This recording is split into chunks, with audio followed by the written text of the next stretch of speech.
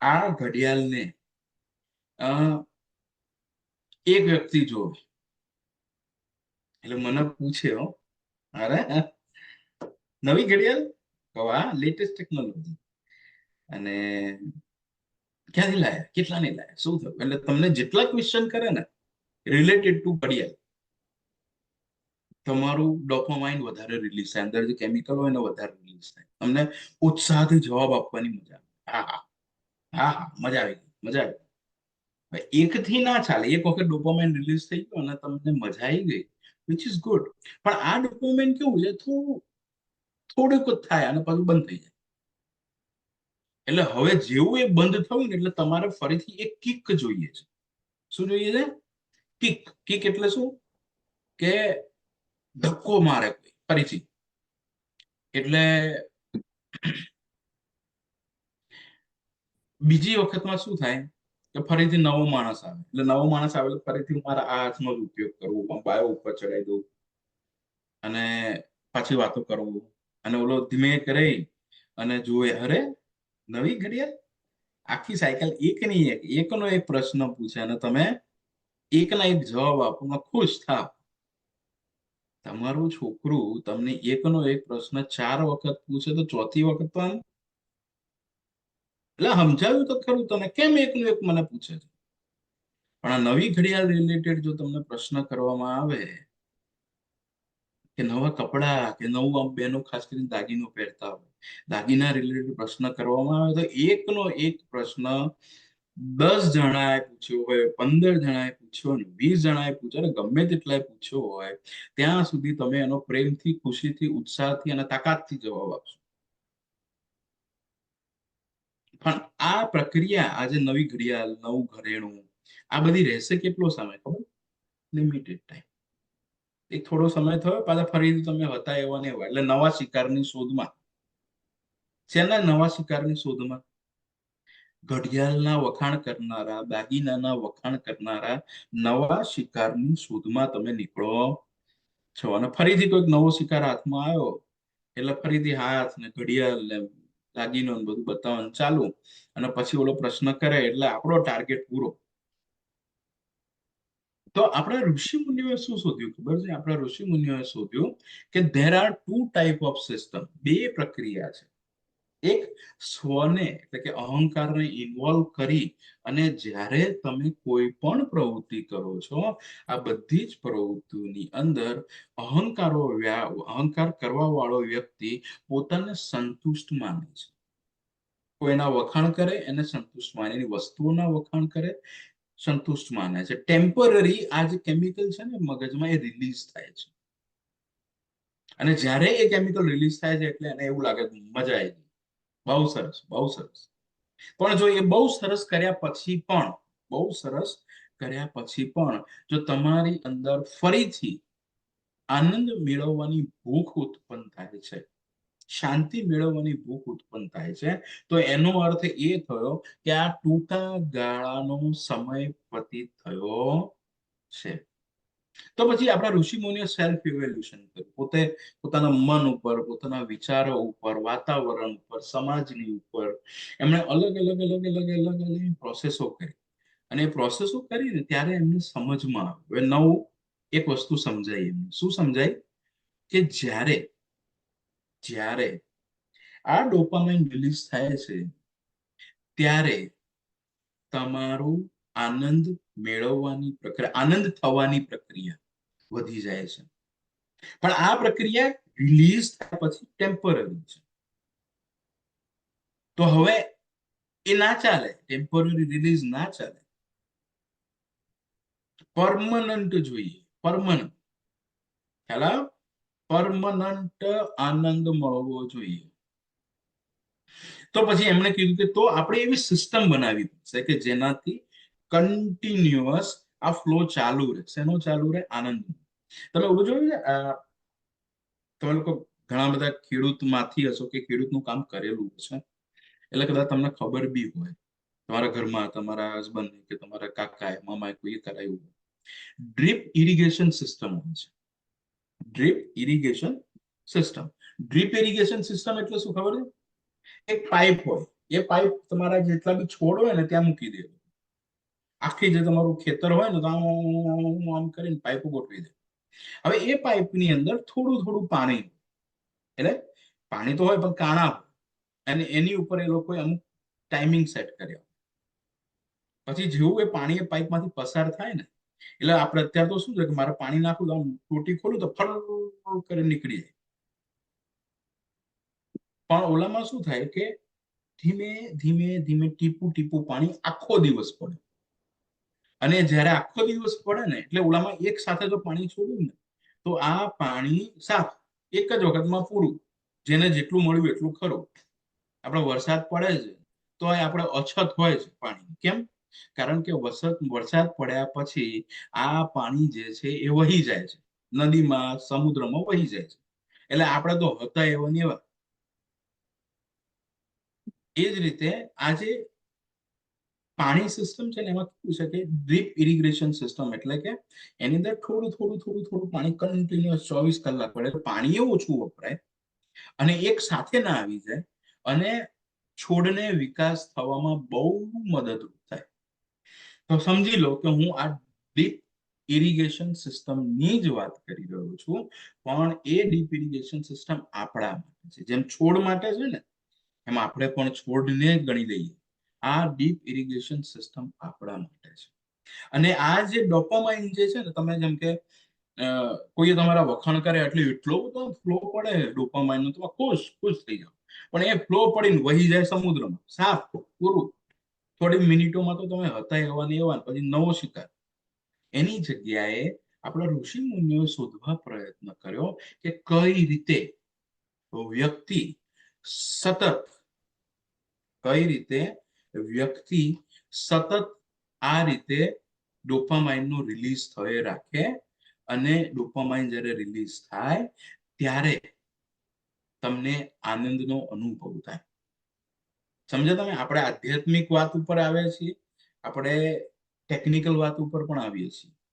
આધ્યાત્મિક વાતમાં શું કહેવામાં આવે છે કે તમને એટલો બધો આનંદનો અનુભવ થાય, એટલો હાયર કોન્શિયસનેસ નો અનુભવ થાય કે જે અનુભવ કરવાથી તમે સતત આનંદમાં રહો. જીવનમાં દુઃખ તો આવવાના, પરિસ્થિતિ તો બદલાવાની, પણ એની વચ્ચે તમે હાયર કોન્શિયસનેસમાં હો તો આ દુઃખનો અનુભવ વર્તાય ઓછો, અનુભવ ઓછો થાય અથવા તો ન થાય.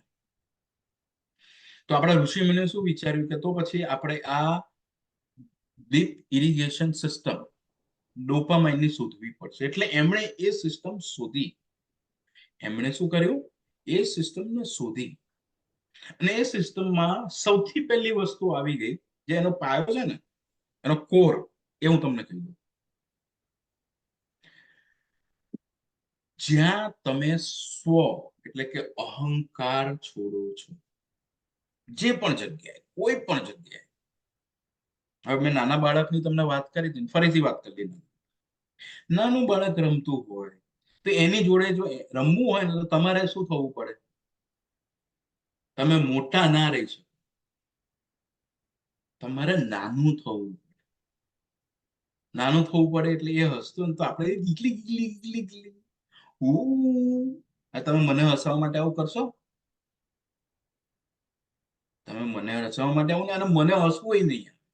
તમે કરશો તોય હસવું નહીં આવે, અને તમે કરશો નહીં. આ બે વસ્તુ.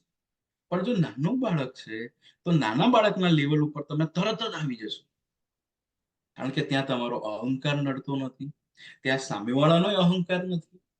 અને બંને એક લેવલ ઉપર, એક લોઅર લેવલ ઉપર આવી જાઓ છો, ત્યાં તમે આવું બધું ચાલુ કરશો અને બાળક હશે ને તમને મજા આવશે, ઓલું હશે ને તમે વધારે ખુશ થશો. એટલે કે એનો અર્થ એ થયો કે અહંકાર જે જગ્યાએ છોડવામાં આવે છે ત્યાં ત્યાં પોતાનો સ્વનો અનુભવ, પોતાના અહંકારનો અનુભવ જે જગ્યાએ છૂટે છે ને એ જગ્યાએ ઓટોમેટિકલી તમારા શરીરમાં આ કેમિકલ રિલીઝ થાય છે અને સતત આનંદનો અનુભવ થાય છે. એટલે માની લો કે આજે તમે અહીંયા બેઠા છો અને તમે અહંકાર રિલીઝ કરી દીધો, તો તમને આજથી જ ચાલુ થઈ ગયું. પણ જેવો તમારો અહંકાર વધ્યો એટલે તરત જ તમે પીડામાં આવી ગયા, તરત તમે દુઃખમાં આવી ગયા. અને મારું, તારું, અમારું, ભય ને બધું ચાલુ થઈ ગયું. તો આપણા શાસ્ત્રની અંદર ઋષિ મુનિઓ એની શોધ કરી કે કઈ રીતે કોન્સ્ટન્ટ ડીપ ઇરિગેશન સિસ્ટમ લગાવવી જોઈએ, જેથી તમે સતત અને સતત આનંદની પ્રવૃત્તિમાં રહો. તો એનો સિમ્પલ આન્સર છે ઈગો લેસ સિસ્ટમ, અહંકાર મુક્ત માનસિક પ્રક્રિયા. જો આ અહંકાર મુક્ત માનસિક પ્રક્રિયાને તમે સમજી જાઓ, એને ઉતારો અને એ તમારી સિસ્ટમમાં લાગી જાય, તો શું થવાનું છે? તો તમારું જે ડોપામાઇન જે છે કેમિકલ છે એ પ્રોપર રિલીઝ થશે. દરેક સેકન્ડે થોડું થોડું થોડું થઈ રાખશે. એટલે તમારો જે આમ ઉભરો આવ્યો ને, આ ઉભરો ઉપર ગયો અને પછી એ નીચે ગયો, ત્યારે તો તમે એકદમ બેચેની ને એન્ઝાઇટી અનુભવ. પણ એની જગ્યાએ જો થોડું થોડું રિલીઝ થાય ને, તો શું થવાનું છે? તો છે ને એ કોન્સ્ટન્ટ તમને આનંદનો અનુભવ કરાવે છે, અને which is called higher consciousness state. અને જ્યાં તમે, આપણે નથી કહેતા કે બધા ઋષિ મુનિઓ છે, સંત મહંત છે, એમના બધાને કેવું છે કે એમના જીવનમાં તો એમને દુઃખ આવે છે, પણ એ દુઃખની અસર એમને વર્તાતી ઓછી હોય છે. પણ સામાન્ય વ્યક્તિના જીવનમાં જો એ દુઃખ આવે તો આ દુઃખની અસર બહુ વર્તાય છે. કેમ? કારણ કે they are in higher conscious state, કે જ્યાં એમને ડીપ ઇરિગેશન સિસ્ટમ નાખી છે. તો હવે તમને પ્રશ્ન થતો, આ તો સારું, તો કરી જ નાખવું જોઈએ, આ તો કરી જ નાખવું જોઈએ. તો એની માટે શું કરવાનું? તો એની માટેના અલગ અલગ રસ્તાઓ છે. ડીપ ઇરિગેશન સિસ્ટમ, આનંદની ડીપ ઇરિગેશન સિસ્ટમ નાખવી હોય ને, તો એના અલગ અલગ રસ્તાઓ છે. એમાંથી એક રસ્તો છે મંત્ર જાપ. તમે જયારે મંત્ર જાપ કરો છો ત્યારે તમારા શરીરમાં ગેમા વેવ્સ ઉત્પન્ન થાય છે અને એનાથી આ કેમિકલ રિલીઝ થાય છે. બીજો રસ્તો છે તમે સતત ધ્યાન કરો. સતત એટલે કે રોજ ધ્યાન કરો. સતત એટલે 24 કલાક નહીં, પણ રોજ ધ્યાન કરો, અડધો કલાક ધ્યાન. ત્રીજી વસ્તુ છે કે ભક્તિ અને પૂજા કરો. જ્યારે ભક્તિ કરો છો ને ત્યારે શું થાય છે કે તમે તમારું ભૂલી અને તમે સામે વાળાને એટલે કે ભગવાનને ભજી રહ્યા છો, ભગવાનને જોઈ રહ્યા છો, ભગવાનને સમજી રહ્યા છો, ભગવાનનું કાર્ય કરી રહ્યા છો. અને ચોથું છે સેવા કરો. સેવા એટલે કે જે પ્રવૃત્તિમાં તમને કોઈ પણ રીતે ફાયદો ન થતો હોય. જેમ કે આજે તમે આવ્યા તો તમને ફાયદો શું? તમે એક તો આવ્યા, તમારે ત્યાંથી અહીંયા પેટ્રોલ બાળ્યું ને, અહીંયા પાછું કામ કર્યું, અને ઘણું બધું થાકાઈ લાગ્યું, આ બધું કર્યું, એમાં તમને શું ફાયદો? કોઈ ફાયદો નહીં. યસ, એક્ઝેક્ટલી આ જ, કે જેમાં તમારો પોતાનો સ્વનો કોઈ લાભ નથી, પણ તમે પર સેવા કરી રહ્યા છો, બીજાની સેવા કરી રહ્યા છો, ત્યારે આ કેમિકલ તમારામાં રિલીઝ થાય છે. પણ આપણે એક વખત રિલીઝ કરવાની વાત નથી કરવાની, આપણે કોન્સ્ટન્ટ રિલીઝ કરવાની વાત છે.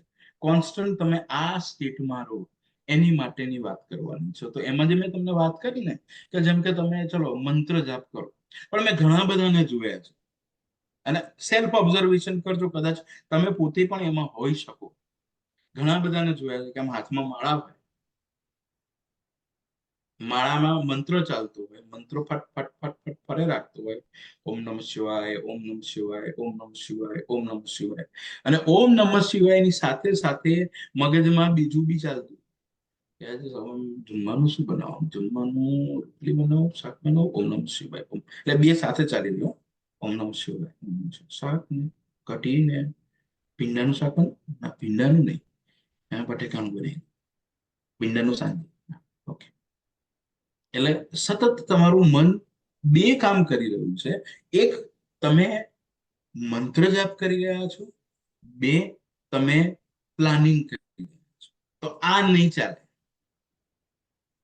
આ જે તમારી ઇન્ટરનલ કોન્શિયસનેસ છે ને, ફટ પકડી લે છે કે ભાઈ આ ભલે પૂજા કરી રહ્યો છે, મંત્ર કરી રહ્યો, પણ મંત્ર કરી નથી રહ્યો.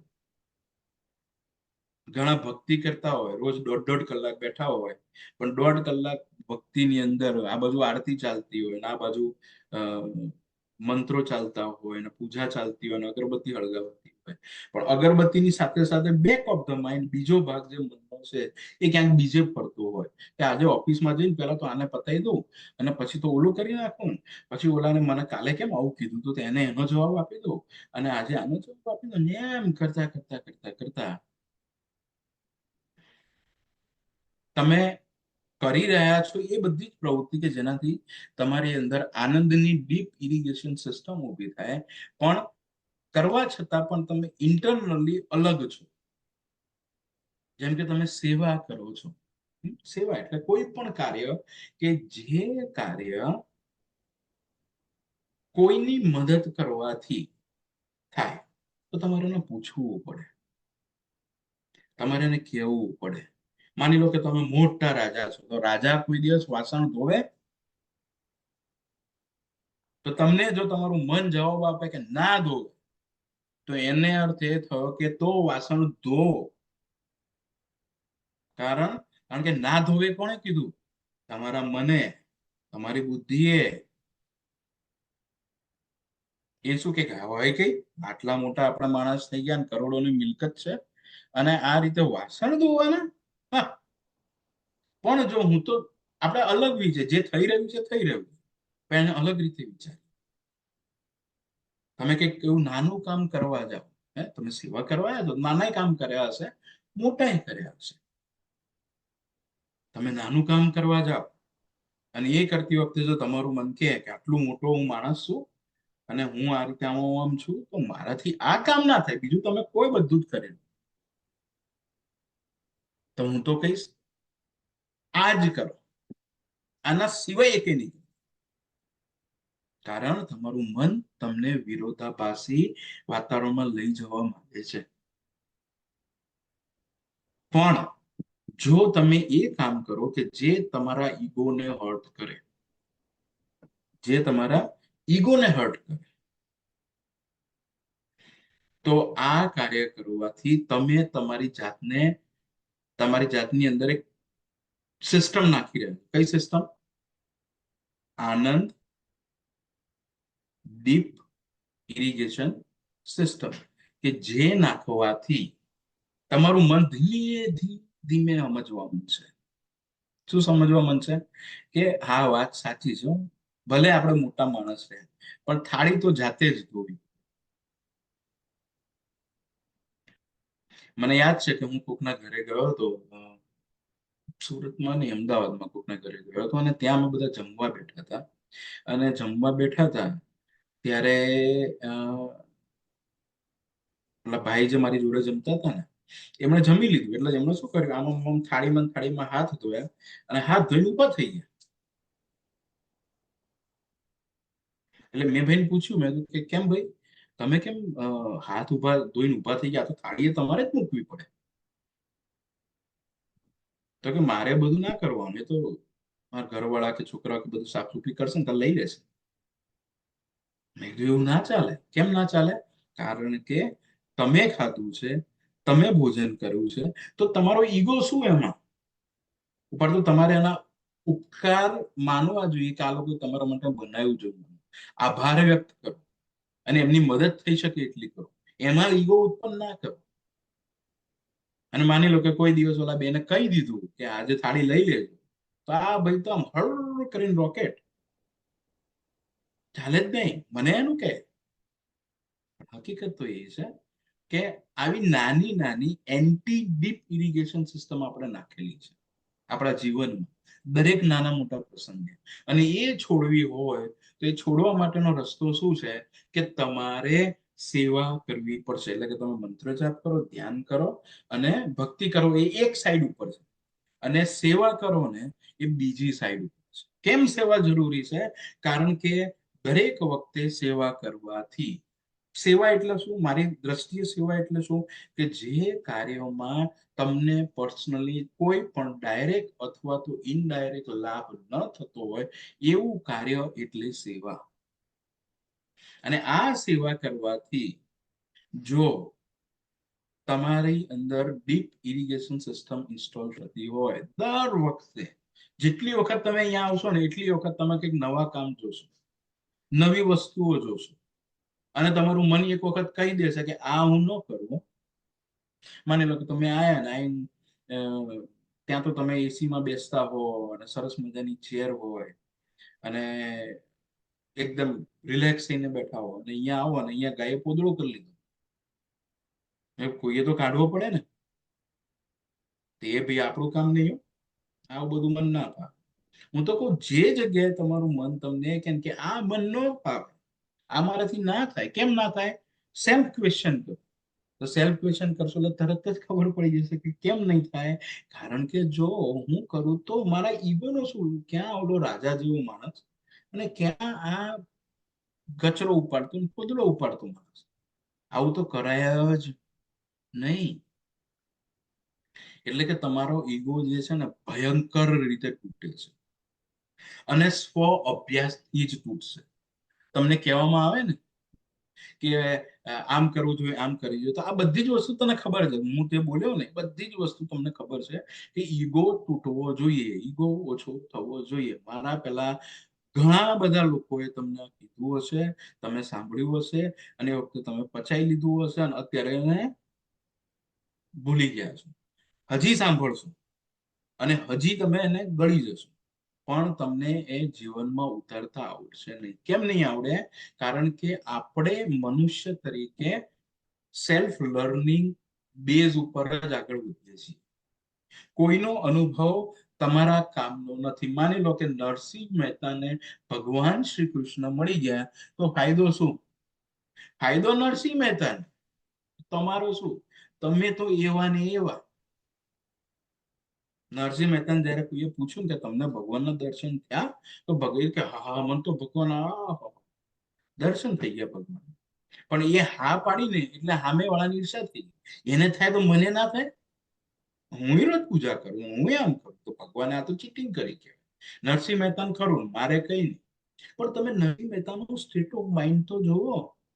એને આનંદની ડીપ ઇરિગેશન સિસ્ટમ નાખી દીધી, એટલે એને જો ભગવાન મળી જાય ને તોય ભલે, ન મળે તોય ભલે, એવી એની મનોસ્થિતિ થઈ ગઈ. પણ સામે બાજુ એ વાત સાંભળીને વ્યક્તિઓને તો ગુસ્સો થઈ ગયો, ઈર્ષા થઈ ગઈ.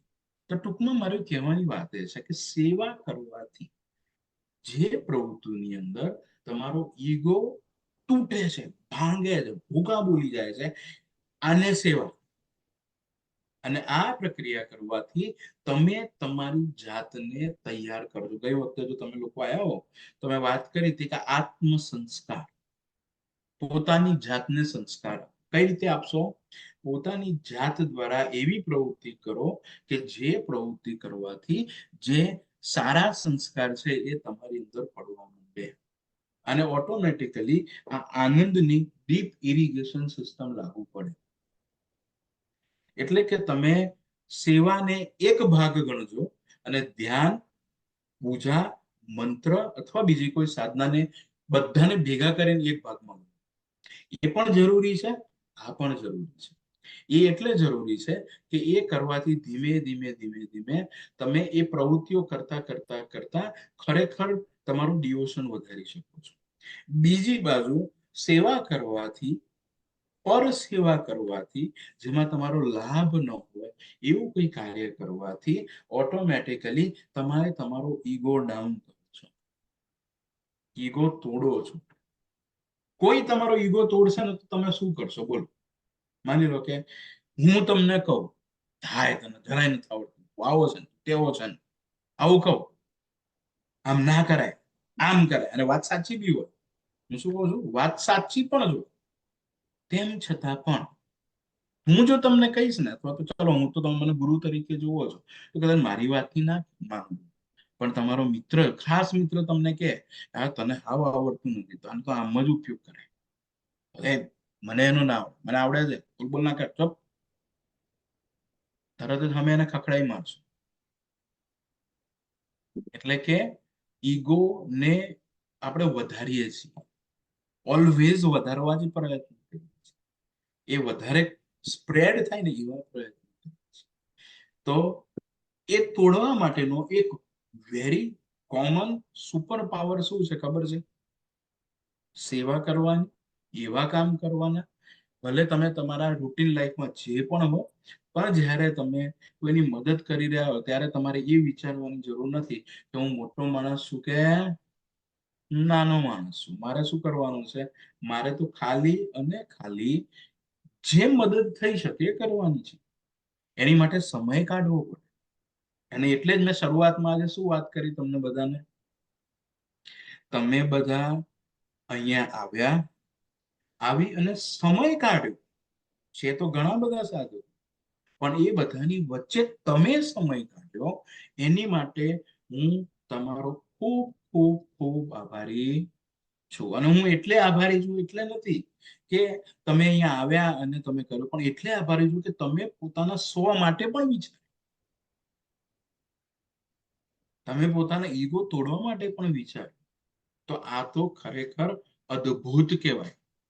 દરેક વ્યક્તિ આ વિચારધારાને આગળ વધારી શકતો નથી.